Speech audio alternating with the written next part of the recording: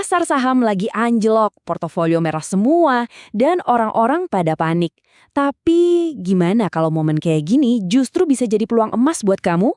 Nah, di sini kita bakal bongkar strateginya, gimana caranya mengubah badai jadi cuan. Coba bayangin deh, kamu baru bangun tidur, iseng buka aplikasi investasi, dan perut langsung mules. Semuanya merah, IHSG anjlok, saham-saham andalan kamu terjun bebas. Rasanya panik kan? Keringat dingin mulai keluar.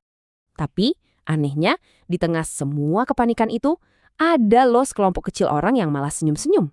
Mereka bukannya jual, malah sibuk belanja. Apa sih rahasia mereka? Kok bisa mereka setenang itu dan malah lihat peluang? Oke, sebelum kita bisa jadi kayak mereka, kita harus paham dulu nih, apa sih artinya portofolio merah itu? Apa yang sebenarnya lagi terjadi di pasar? Yang kita omongin ini bukan sekedar penurunan biasa ya, ini namanya market crash.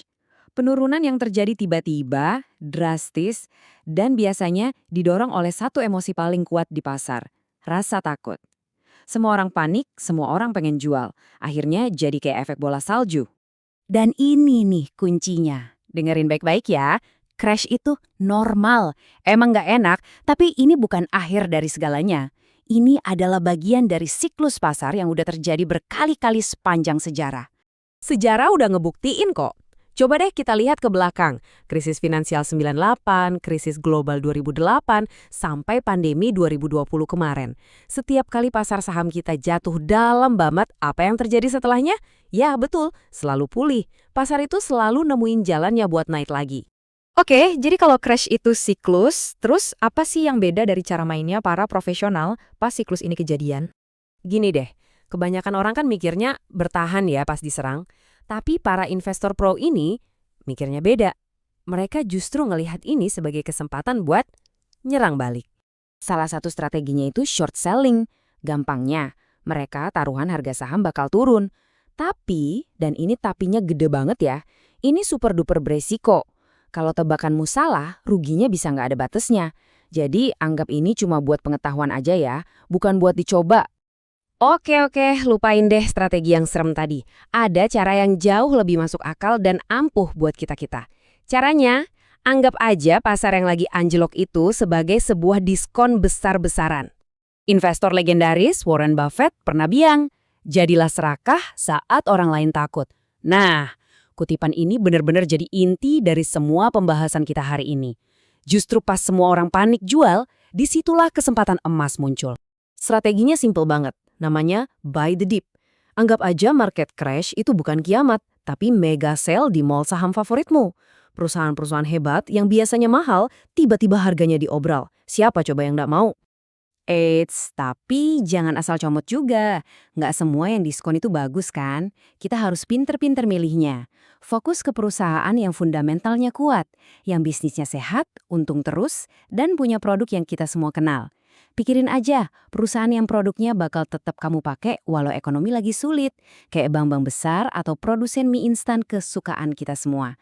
Nah, itu dia incerannya. Nah, ini dia nih, pertanyaan sejuta umat. Kapan ya titik terendahnya? Udah paling murah belum nih?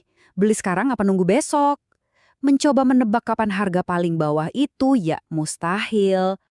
Kabar baiknya, kamu nggak perlu jadi peramal buat bisa cuan. Ada strategi cerdas yang bisa ngilangin pusingnya nebak-nebak harga. Namanya Dollar Cost Averaging, atau kita singkat aja DCA. Konsepnya tuh simple tapi jenius banget. Daripada kamu masukin semua uang kamu sekaligus, all in, mending kamu cicil. Misalnya, kamu punya budget 10 juta. Ya udah, beli 2 juta minggu ini, 2 juta lagi minggu depan, dan seterusnya. Dengan cara ini, harga rata-rata belimu jadi lebih oke. Dan yang paling penting, kamu selalu punya amunisi cadangan. Siapa tahu kan diskonnya nambah lagi. Jadi, ujung-ujungnya ini soal mentalitas. Di satu sisi, ada investor panik yang emosional. Ikut-ikutan orang, akhirnya jual rugi. Di sisi lain, ada investor cerdas yang tetap tenang, punya rencana, dan ngelihat ini sebagai kesempatan belanja. Kamu mau jadi yang mana? Tentu aja, belanja pas diskon juga harus pintar. Kita perlu jaring pengaman. Yuk, kita bahas cara ngelindungin diri dan jebakan apa aja yang wajib dihindari. Ingat ya, pas badai datang, nggak semua kapal tenggelam barengan. Ada aset-aset kayak emas yang biasanya jadi pelabuhan aman. Dolar Amerika yang bisa jadi pelindung nilai, atau obligasi pemerintah, tempat parkir dana yang stabil. Ini bukan soal kabur, tapi soal punya sekoci cadangan buat bermanuver di tengah ombak. Nah, sekarang kita bahas yang jangan dilakukan. Jebakan nomor 1, dan ini yang paling fatal, jual karena panik. Begitu kamu klik tombol jual di harga terendah, kerugian yang tadinya cuma di atas kertas langsung jadi kerugian beneran. Jangan. Jebakan kedua, dan ini hukumnya wajib, jangan pernah. Sekali lagi, jangan pernah pakai dana darurat kamu buat investasi. Dana itu adalah jaring pengaman hidup kamu, bukan amunisi buat perang di pasar saham. Dan jebakan nomor 3, hindari investasi pakai uang utang.